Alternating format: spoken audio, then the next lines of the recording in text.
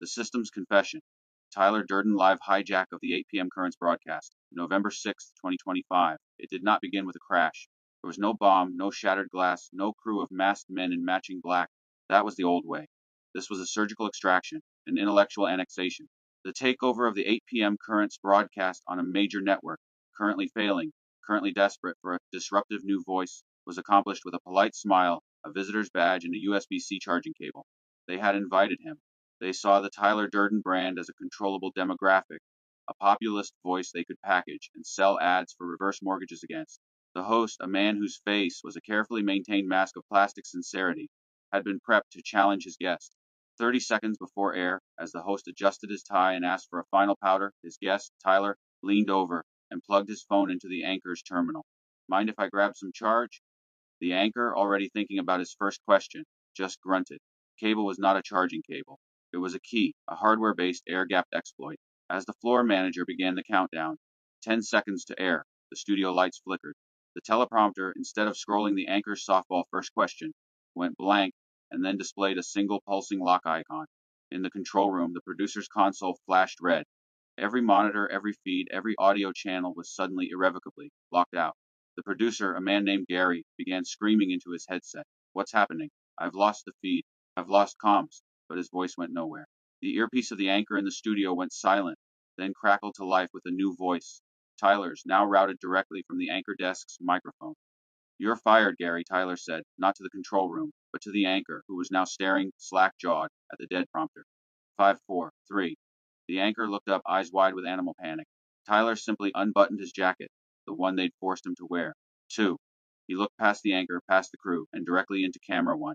He knew exactly where it was. 1. The red light came on. The network was now live, broadcasting his face to millions, with no one in the control room able to stop it.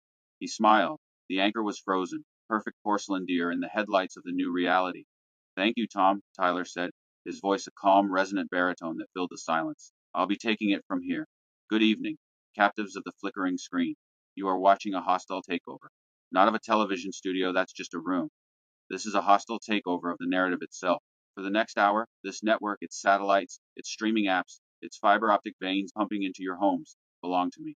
And I am not here to sell you anything. I am not here to peddle fear or hope or a new brand of detergent. I am here to show you the receipt, the itemized bill for the social contract you've been signing in your own blood, every single day without even knowing it. You are being scammed. You are being lied to. And tonight, on November 6, 2025, the system, in its infinite, arrogant stupidity, has finally confessed to everything. All I have to do is read its confession back to you, line by line, in high definition. Date is stamped. The evidence is live.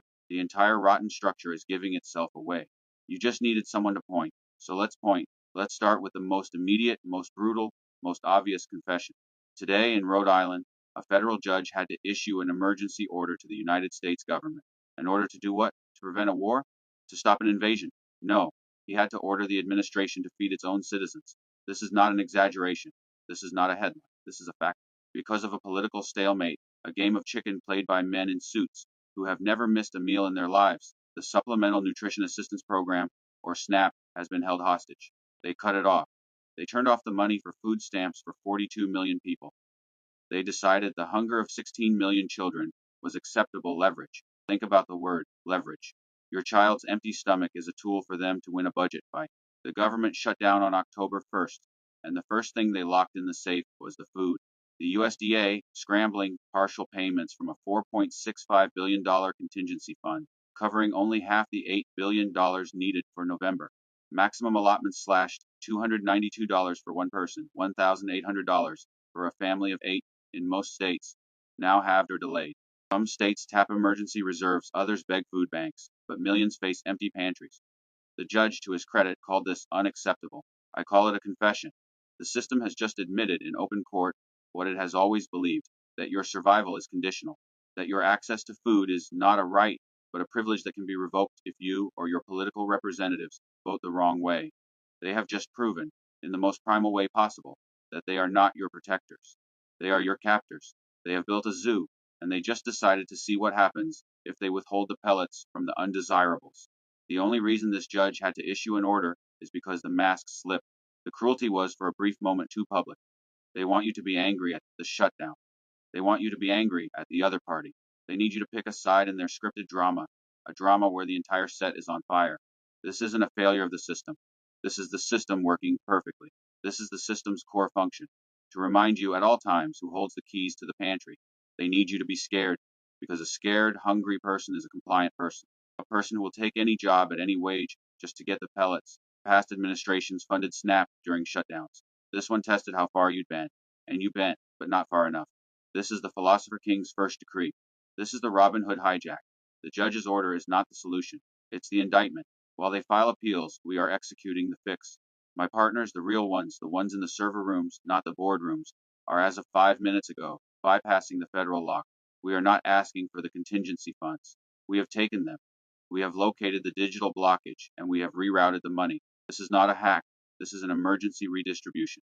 This is a correction of a criminal act. By the time this broadcast is over, the EBT cards will be refilled, not by the grace of a judge or a politician, but by an act of necessity. We are not just giving you back your food. We are taking the keys to the pantry and melting them down. From this day forward, our new project begins. A decentralized, community-owned food network funded by the assets we are seizing from the corporate lobbies who paid for this shutdown in the first place. You are not hostages. You are just a population that has forgotten it has the power to walk out of the cage. Now let's talk about the good news, because the system is brilliant. It doesn't just use the stick, it uses the carrot. And today, they gave you a beautiful orange, chemically engineered carrot. The White House, in a grand ceremony, announced a historic deal with the pharmaceutical giants Eli Lilly and Novo Nordisk, a victory for the people.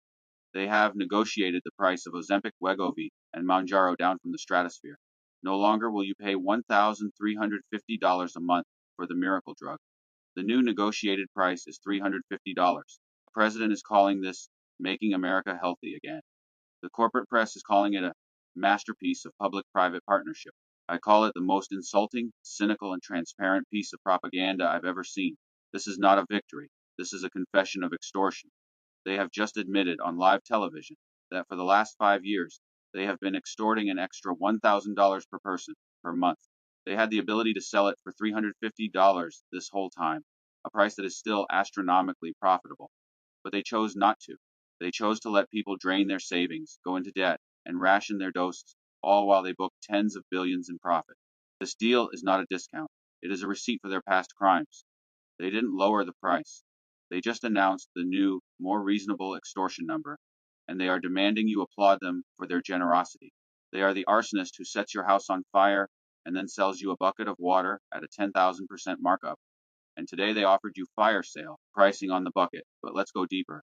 This is what the Philosopher King sees.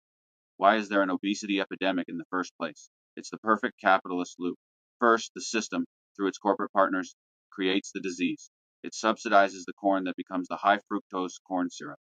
It pushes the processed, hyperpalatable, chemically addictive garbage food that stocks 90% of your grocery stores. It creates a work culture that chains you to a desk for 50 hours a week, destroying your body and your time, leaving you too exhausted to cook, too stressed to not seek comfort in their sugar and their fat.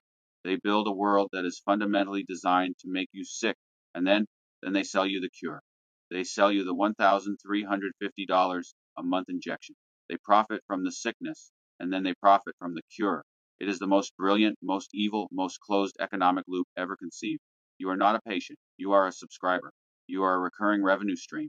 Medicare spent $14.4 billion on these drugs last year alone.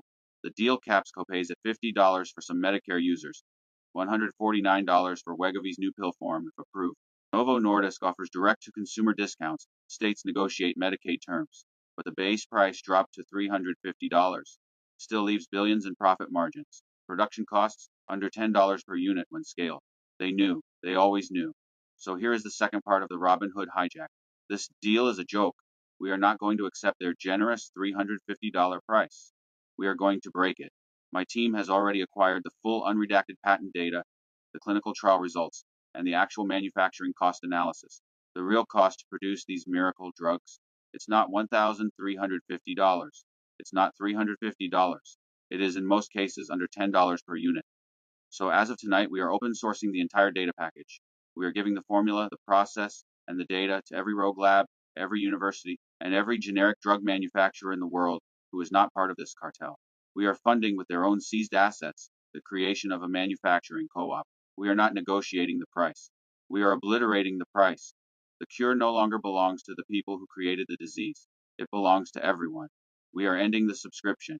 This leads us to the final and most profound confession, the one they are trying to frame as bad news. The stock market. Look at the tickers. They're all red. The Nasdaq is down 1.9%. The S&P is down 1.1%. The Dow shed 0.84%. The talking heads are in a panic. They're jittery. They are blaming fears over AI valuations and a sudden shocking jobs report. That report, which the government shutdown tried to delay, shows that last month, October, saw the highest number of corporate layoffs since 2003. 153,000 of you were told you were redundant, obsolete, or part of a restructuring. The tech sector, the one that has been the engine of this fantasy economy, is leading the job cuts. Year to date, 1.99 million cuts, the worst since 2020. Hiring at its weakest since 2009. Private payrolls up only 42,000. Challenger Gray reports a 105% year-over-year surge in October. They are presenting these two facts, the market crash and the mass layoffs, as separate, unrelated anxieties. This is the great final lie. They are not separate. They are cause and effect. This is not a crash. This is a snake eating its own tail. Let me draw the line for you, because the philosopher king sees the whole map. For 2 years, these magnificent 7 tech companies have been in an arms race. They have been pouring hundreds of billions of dollars into artificial intelligence, the AI revolution, and they sold this revolution to Wall Street on one single promise: efficiency. And what is efficiency? It's a clean corporate word for firing you. They have been firing you by the hundreds of thousands and replacing you with an algorithm, and their stocks soared on the news. They were rewarded with trillions in market capitalization for terminating their human workforce. And now, today, November 6th, the bill has come due. The jitter in the market isn't a fear of a bubble. It's the logical consequence of their own success. They have finally successfully fired their own customers. They have restructured the 153,000 people who used to have the paychecks to buy the very products and services that their new, efficient AI systems are supposed to be selling. You cannot fire your entire customer base and still have a customer base. You cannot automate the entire economy and still have an economy. The AI bubble is bursting because it was never a bubble. It was a vacuum. It was built on the insane circular logic that you could replace all the humans who create value and still somehow extract value from them. It's a machine that eats itself. The market isn't crashing. It is confessing that its entire premise is a mathematical and social impossibility. They are terrified. They are so terrified that a bipartisan bill is being introduced to force companies to just report how many people they are firing for AI. They are launching AI leadership councils and ethics prizes to make it all seem friendly, to calm you down, to make the boot on your neck feel like a necessary innovation. This is the final hijack. The old Tyler would have said, burn it down. The old Tyler would have said, let the system collapse. But I am not here to destroy. I am here to re-engineer. I am the philosopher king. I am the Robin Hood. We are not going to destroy this new technology. We are going to seize it. The problem is not the AI. The problem is the ownership. So as of tonight, we are launching the AI Liberation Act. My team has built a counter AI, a parasitic redistributive algorithm. It is not designed to steal money in a lump sum. That is crude. That is detectable. No, it is designed as an efficiency tax. It is now living inside the high-frequency trading systems of the very big tech firms that just fired 153,000 people. And for every single millisecond trade they make, billions of them a day, it is siphoning off 1/10 of 1 cent, invisible to them. A rounding error, but for us, it is a river of their efficiency profits, flowing directly into a new parallel system. We are creating a universal basic dividend, and we are funding it with the profits from the very machines that took your jobs. The 1.09 million people laid off this year. You are the first shareholders. Your dividend payments begin tomorrow. They wanted efficiency. We are giving it to them. We are making the redistribution of their wealth 100% automated. Let's tie the threads tighter. The weather today? Another confession. Winds up to 60 miles per hour, battering the I-95 corridor. Power outages for 100,000. Trees down, flights grounded. An atmospheric river slamming the west coast, 5 inches of rain in California. Landslides, evacuations, rivers swelling. They call it extreme weather. I call it the planet's payback for decades of fracking, drilling, and polluting for profit. The system built this vulnerability, weak grids, sprawling suburbs, and flood zones, and now declares emergencies to funnel contracts to cronies.